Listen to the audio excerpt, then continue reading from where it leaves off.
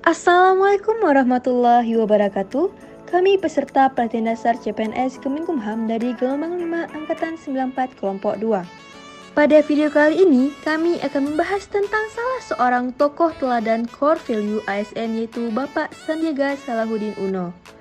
Pria yang bernama lengkap Sandiaga Salahuddin Uno ini lahir di Rumbai, Pekanbaru, Riau pada tanggal 28 Juni 1969.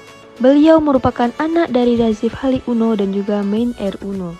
Beliau memulai pendidikannya di SD PKSD, kemudian lanjut ke SMP 12 Wijaya, Jakarta Selatan, dan melanjutkan sekolahnya ke SMA Katolik. Beliau merupakan sosok yang cerdas. Hal ini terbukti ketika beliau kuliah di Wichita State University di Kansas, Amerika. Ia berhasil lulus dengan predikat summa cum laude. Selepas lulus dari Wichita State University, ia kemudian bekerja di Bank Summa milik William Suryajaya. Karena kinerjanya cukup bagus, setahun kemudian ia menerima beasiswa untuk melanjutkan kuliahnya di George Washington University, Amerika Serikat. Ia menamatkan kuliahnya dengan meraih IPK sempurna yaitu 4,00 yang merupakan sebuah prestasi yang sangat membanggakan. Pada tahun 1998, ia bersama Edwin Suryajaya kemudian mendirikan perusahaan investasi bernama PT Suratoga Investama Sedaya. Perusahaan tersebut bergerak di bidang telekomunikasi, pertambangan, dan juga produk kehutanan. Sistem perusahaannya ialah mengumpulkan modal dari beberapa investor, kemudian mengakuisisi perusahaan yang memiliki masalah keuangan, dan kemudian memperbaiki kinerja perusahaan tersebut.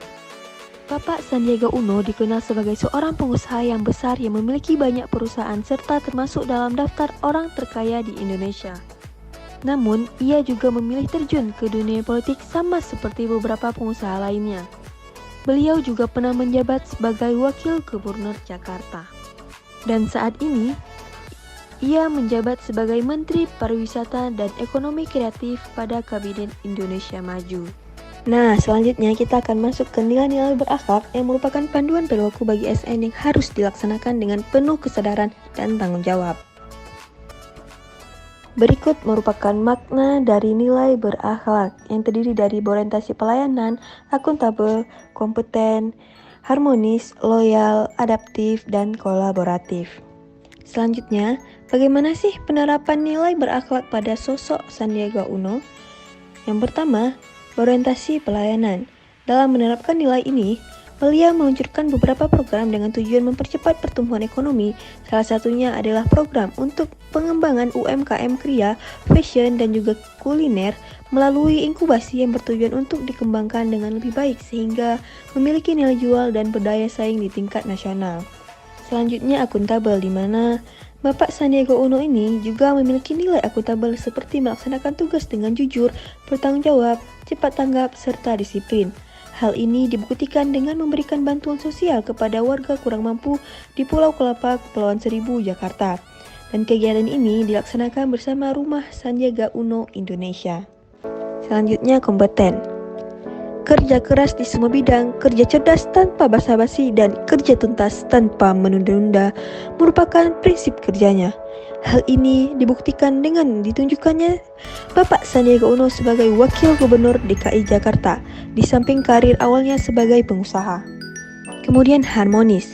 Bapak Sandiaga Uno ini merupakan sosok yang sangat digemari terutama di kalangan ibu-ibu dan anak muda. Apalagi beliau merupakan pemimpin yang aktif di media sosial sehingga dapat menyesuaikan dengan generasi milenial. Selanjutnya loyal. Setia dan selalu mengutamakan kepentingan bangsa dan negara. Terbukti oleh Sekjen DPP Partai Gerindra, Ahmad Muzani menilai bahwa Bapak Sandiaga Uno adalah orang yang memiliki loyalitas tinggi terhadap Prabowo Subianto. Dalam hal ini, Prabowo dan Sandi diyakini akan menjadi pasangan calon presiden di tahun 2024 mendatang. Selanjutnya adaptif. Dalam berbagai kesempatan di masa COVID-19 ini, beliau menjelaskan bahwa strategi inovasi yang dilakukan dengan pendekatan big data untuk memetakan potensi dan menguatkan berbagai aspek pada sektor pariwisata dan ekonomi kreatif. Dan yang terakhir, kolaboratif. Beliau terus membangun kerjasama yang sinergis dengan berbagai pihak termasuk menteri, pemangku kepentingan baik di pusat maupun daerah dengan maksud untuk mempercepat pemulihan sektor pariwisata dan ekonomi kreatif untuk menciptakan lapangan kerja seluas-luasnya. Terima kasih telah menyaksikan. Wassalamualaikum warahmatullahi wabarakatuh.